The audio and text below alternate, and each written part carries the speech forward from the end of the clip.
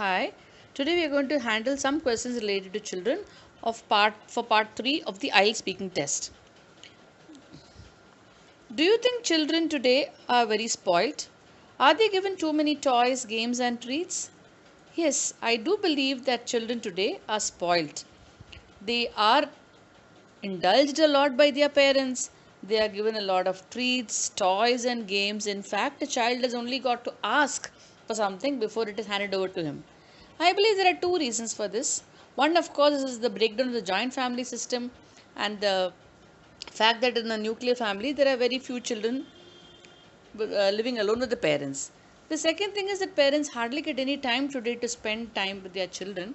So they believe that bestowing toys and games on them would compensate for the lack of time that they have for the children. Do parents pay enough attention to their children?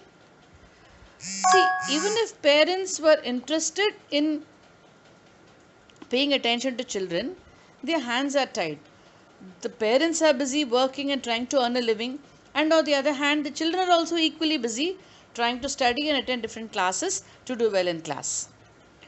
Why do some parents find it difficult to find time to spend with their children? There are many reasons for this. It's possible that both the parents are working, because of which they don't get enough time with their children.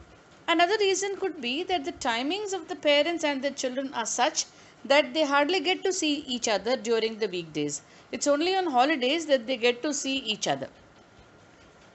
Is it important for parents to make time to spend with their children? Why? I believe it's very, very important for parents to somehow find time to spend with their children. Children ultimately look up to their parents for everything in life, and parents do happen to be the first teachers of a child.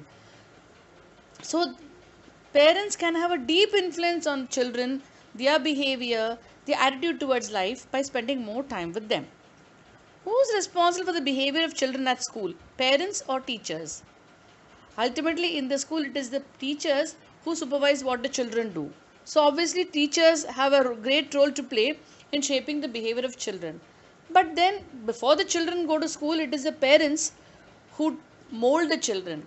So in some indirect way, parents also have an equally important role in the way children behave, both at school and outside. What makes a good learning environment for children? A strict classroom or a classroom where children are encouraged to have fun and enjoy themselves? I think both of them are extremes. If you have a very strict classroom, children will be so scared that they'll never be imaginative or creative. They can never be free with themselves. But if you have a class which is free for all, then children will tend to become indisciplined, and that also is not good for them. So I believe we should choose the medium path where teachers are strict with children when they need to be, and sometimes they give them a free hand when they think that children need to enjoy themselves. Do you think children are brought up in the same way everywhere, or does it depend on which country or part of the world they live in? I believe that children are brought up in different ways depending on the country in which they come from, and also in the social status that they have. So people from rich families may be able to indulge their children a lot, and they may be able to give the best of things to their children, but they may not be able to give a lot of their love and time. Whereas in a poor family, the child may not get a lot of things in terms of material toys or games, but he or she may tend to get a lot of love and attention from their children, which will again be important for shaping his life.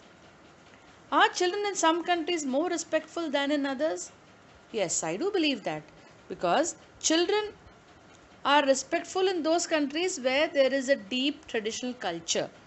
So depending on the culture in which the country lives, the child also develops his own culture and attitude towards elders, or towards the kind of behavior he shows to people who are both either his peers or his elders, or even people younger to him.